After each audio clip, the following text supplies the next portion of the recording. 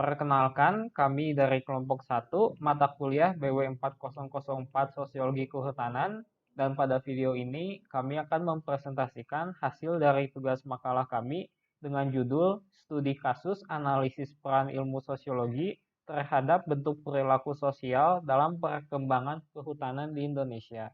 Kelompok kami sendiri beranggotakan 5 orang dengan nama-namanya adalah Aan Nasihul, Firas Dava Ibrahim, Sun Sugos Junedo, Afla Rama Indala, dan Adi Yudatama. Berikut adalah outline dari video ini.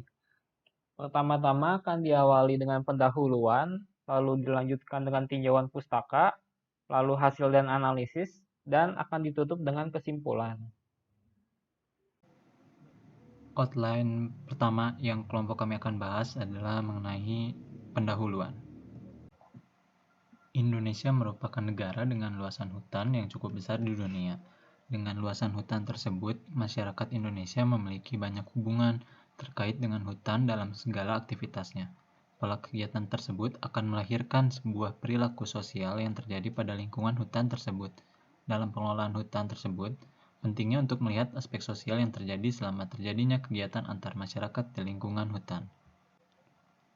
Dari latar belakang yang sebelumnya telah dijelaskan, kami merumuskan beberapa rumusan masalah seperti bagaimana dampak positif dan negatif dari perilaku sosial, lalu pengaruh adanya pendekatan secara sosiologis, dan mencari tahu bentuk pendekatan sosial yang paling efektif dalam pengelolaan hutan yang berkelanjutan.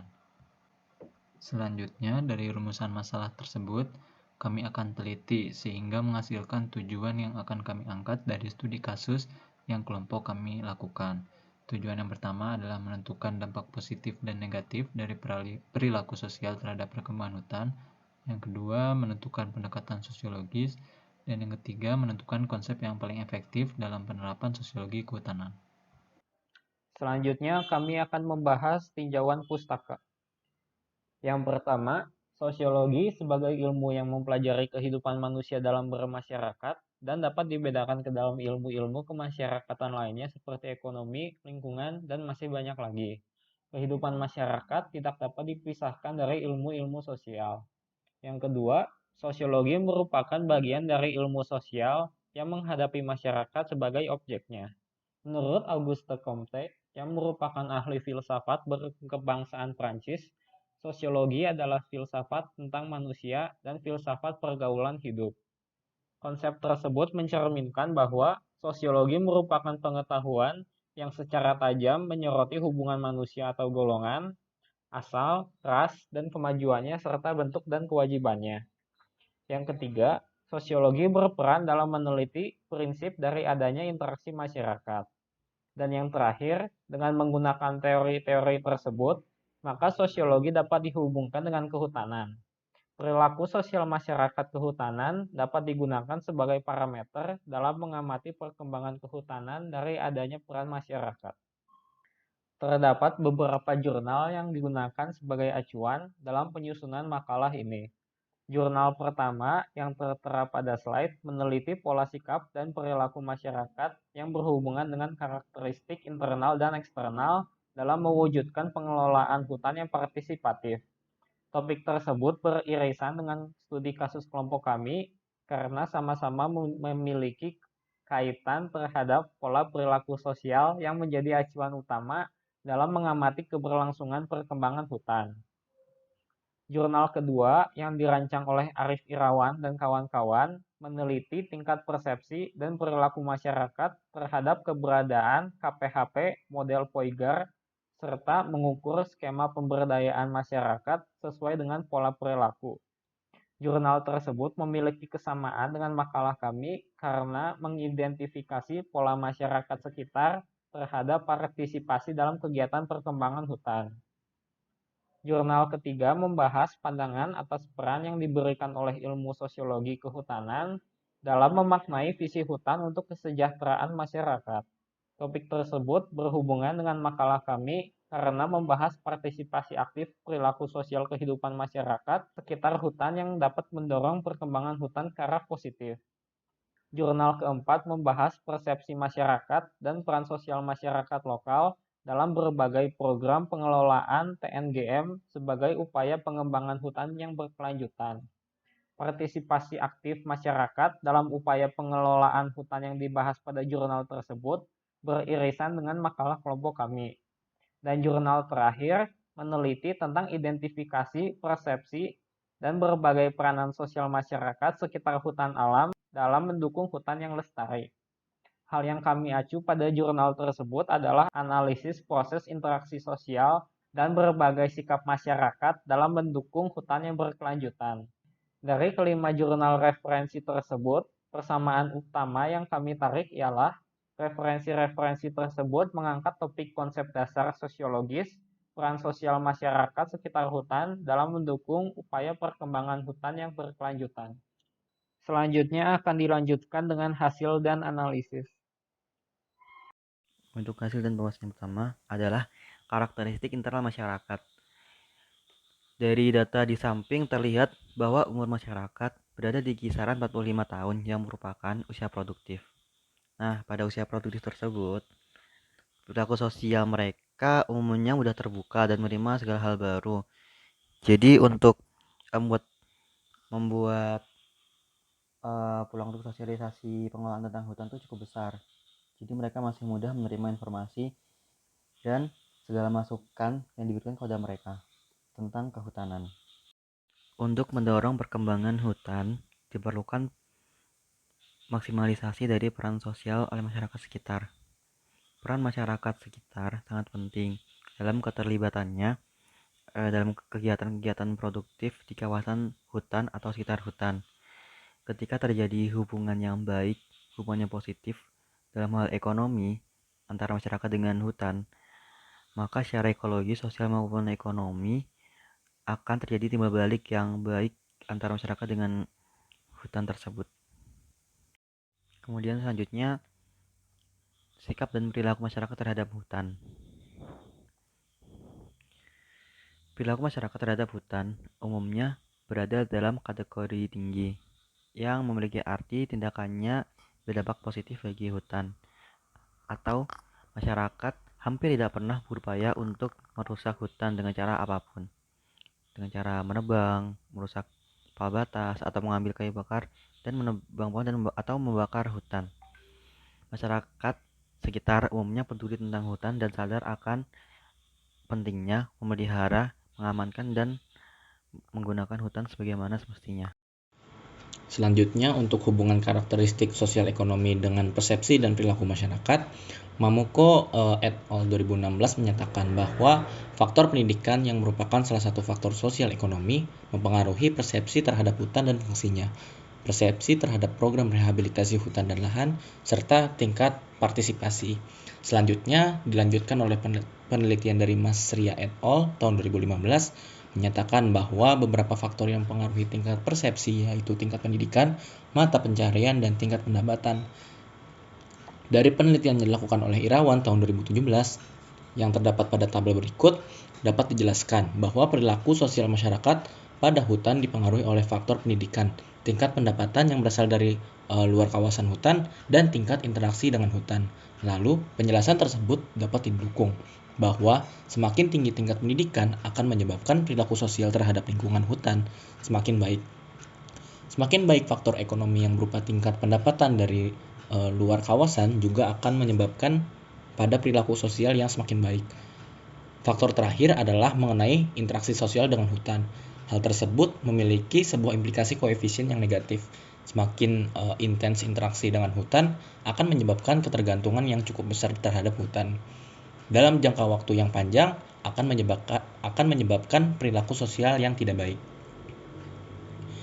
Kemudian, tingkat persepsi dan perilaku masyarakat terhadap keberadaan hutan merupakan informasi yang penting yang dapat dijadikan dasar bahan pertimbangan dalam pelaksanaan program pemberdayaan masyarakat terkait dengan pengelolaan hutan. Menurut Hafizionor et al. 2016, persepsi dan peran sosial masyarakat yang positif terhadap pengelolaan hutan merupakan faktor penting dalam pengelolaan kemitraan dan kolaboratif, sehingga akan mengurangi dampak gangguan dan kerusakan akibat adanya aktivitas manusia yang tidak terkontrol dengan baik. Selanjutnya, untuk skema transisi hutan di Indonesia terhadap perkembangan sosial, pada penelitian yang dilakukan oleh Martin tahun 2012, terlihat pada gambar berikut yang merupakan skema transisi hutan dalam mengalami fase deforestasi dan degradasi. Jika mengacu kepada teori transisi, maka deforestasi dan degradasi hutan akan terus terjadi sebagai akibat pembangunan ekonomi dan adanya perubahan peran dan persepsi sosial seiring dengan berjalannya waktu. Kemudian, di suatu saat akan mengalami pemulihan lagi. Teori transisi hutan menggambarkan bahwa persentase tutupan hutan suatu tempat akan terus mengalami penurunan sampai titik tertentu pada masa tertentu, kemudian akan mengalami peningkatan kembali. Oleh karena itu, tindakan yang perlu dan penting dilakukan adalah bagaimana mengubah tren deforestasi saat ini memasuki poin reforestasi tanpa harus menunggu penutupan hutan menjadi 0%. Tentunya hal tersebut sangat mempertimbangkan aspek sosial yang terus mengalami dinamisasi. Dalam kata lain, jika perilaku sosial dan peran yang terbentuk dalam masyarakat tidak memperhatikan sama sekali, kemungkinan tergerusnya hutan yang lama-kelamaan akan habis. Maka laju pemulihan hutan akan terhambat, bahkan menjadi sulit untuk dilakukan. Selanjutnya, untuk perilaku sosial dan pengetahuan terhadap hutan TNGM, pada penelitian Narsuka tahun 2009 dijelaskan pada tabel bahwa faktor pengetahuan dan persepsi yang membentuk sebuah peranan sosial masyarakat sekitar hutan. Kemudian pengetahuan masyarakat mengenai kondisi hutan di TNGM diharapkan akan memberikan implikasi yang positif terhadap pengelolaan lingkungan yang sebaiknya dilakukan oleh pihak yang berkepentingan secara langsung maupun tidak langsung. Lalu persepsi masyarakat yang positif terhadap status hutan di TNGM saat ini merupakan faktor penting dalam pengelolaan kemitraan atau kolaboratif. Mayoritas persepsi masyarakat terhadap status dan manfaat taman nasional dalam penelitian ini dapat dikategorikan memiliki nilai yang cukup baik. Nah, selanjutnya aspek kolaboratif dan masyarakat dengan pengelolaan hutan sudah terjalin dengan baik. Nah, persepsi mengenai kondisi dan kerusakan taman nasional yang baik menggambarkan kesadaran akan kegiatan-kegiatan masyarakat yang berpotensi terhadap kerusakan yang dapat ditimbulkan. Dengan persepsi yang telah terbentuk cukup baik, akan menghasilkan perkembangan hutan yang berkesinambungan dengan perkembangan ekonomi dari masyarakat sekitar. Secara singkat, pengukuran antara persepsi dan pengetahuan tersebut dapat memberikan arti bahwa keduanya memiliki linearitas satu sama lain. Dengan baiknya pengetahuan masyarakat terkait hutan, maka akan menciptakan sebuah persepsi dan peranan sosial yang sama baiknya. Selanjutnya, untuk menguatkan studi kasus pada penelitian sebelumnya, Mas Ria tahun 2015 membahas mengenai sikap sosial terhadap perkembangan hutan masyarakat di Desa Labuan Toposo. Nah, pada tabel dijelaskan bahwa sikap masyarakat Desa Labuan Toposo terhadap hutan secara keseluruhan masuk ke dalam kategori sedang. Hal ini menunjukkan masih banyaknya aktivitas masyarakat yang ada di dalam hutan atau aktivitas berkebun dan illegal logging. Nah, persepsi masyarakat tentang hutan yang begitu beragam akan mewarnai sikap masyarakat yang beragam pula terhadap keberadaan hutan dan akan membentuk perilaku masyarakat dalam memandang keberadaan hutan. Sebagian masyarakat menyatakan bahwa hutan berfungsi sebagai sumber kehidupan manusia, sehingga hal tersebut mendasarkan masyarakat dalam berperilaku eksploitatif terhadap hutan atau memanfaatkan hutan untuk diambil hasilnya saja. Kurangnya perhatian pemerintah dan pengelolaan terhadap tugas pengawasan dan aspek kolaboratif sosial terhadap kelestarian hutan di Desa Labuan Toposo telah menjadi salah satu pemicu perilaku menebang pohon di hutan. Berdasarkan hasil wawancara yang dilakukan oleh Mas Ria tahun 2015, masyarakat mengakui bahwa maraknya kegiatan penembakan liar atau illegal logging yang disebabkan oleh masyarakat Desa Labuan Toposo atau masyarakat lebih disebabkan oleh persoalan sosial ekonomi masyarakat. Nah, dari situ dapat disimpulkan bahwa kurangnya aspek sosiologis dari pengelolaan dan pengembangan hutan akan menyebabkan sikap non-suportif masyarakat sekitar terhadap keberlangsungan aspek ekologis hutan. Pentingnya dilakukan pendekatan sosial sebagai upaya untuk mencari solusi yang dapat menguntungkan masyarakat sekitar untuk kebutuhan ekonomi dengan aspek perkembangan hutan yang berkelanjutan. Kesimpulan didapatkan ada 4. Yang pertama, dampak positif dari berbagai perilaku sosial masyarakat sekitar terhadap perkembangan hutan adalah timbulnya aspek kolaboratif dalam pengembangan hutan, berkurangnya tingkat kerusakan akibat gangguan dari aktivitas manusia, dan meningkatnya nilai guna antara hutan dengan aspek ekonomi dari masyarakat sekitar. Kesimpulan kedua, yaitu dampak negatif dari berbagai perilaku sosial masyarakat sekitar terhadap perkembangan hutan adalah terjadinya deforestasi hutan, meningkatnya kegiatan pembalakan liar, sering munculnya aktivitas illegal logging, dan ketidakharmonisan antara pengelola hutan dengan masyarakat sekitar. Ketiga, pengaruh pendekatan sosiologis terhadap perkembangan kehutanan adalah meningkatkan pemahaman, pengetahuan, dan kesadaran terkait pentingnya untuk turut serta menjaga dan mengelola hutan, juga mendorong aktivitas masyarakat yang bersinergis terhadap aspek ekologis dari hutan tersebut. Yang terakhir, bentuk pendekatan yang paling efektif dalam mendorong perkembangan hutan adalah penyuluhan, sosialisasi terkait program pengembangan hutan, kunjungan dengan membawa program yang kolaboratif antara ekonomi masyarakat dan ekologis hutan, serta sikap terbuka dalam membentuk partisipasi aktif masyarakat dalam kegiatan agroforestry. Berikut merupakan daftar pustaka yang kami gunakan untuk menyusun presentasi ini. Terima kasih karena telah menonton dan mendengarkan video presentasi kami hingga akhir.